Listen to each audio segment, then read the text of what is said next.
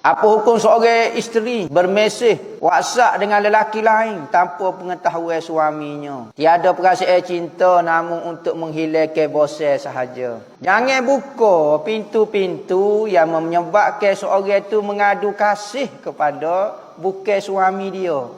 Tekan, tak oyak kot lelaki dia. Dia oyak kot saing pejabat dia. Dia oyak kot bos dia. Dia oyak ke ex dia. Lepas tu, apa pedoh dia oyak cerita kepada lagu tu? Tidak kau membuka perasaan jadi karut? Sherry is scary. Berkongsi tu menunjukkan kita tu ambil cana lah dengan dia. Kita duk berkongsi masalah. Orang Tino mari duk mengadu. Mula-mula kecek selalu. Allah orang nak dengar masalah.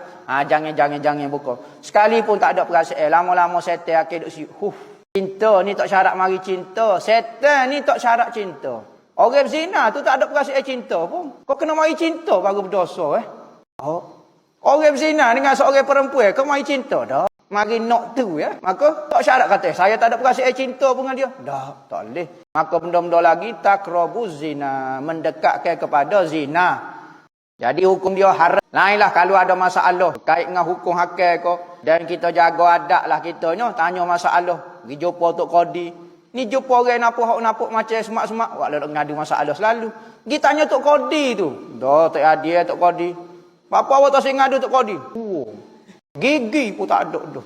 Tak semangat saya nak tanya. Pergi tanya staf dia. Pergi tanya office boy dia. Tanya ke apa? Pergi tanya Tok Qadi. Malah nak tanya. Ni jadi gila dah tu. Nak benda lain dah tu. Jadi jangan duk buka benda-benda lagu ni. Tak jujur. Khianat kita dengan suami kita. Haram perbuatan lagu ni membawa kepada benda-benda yang tidak molek.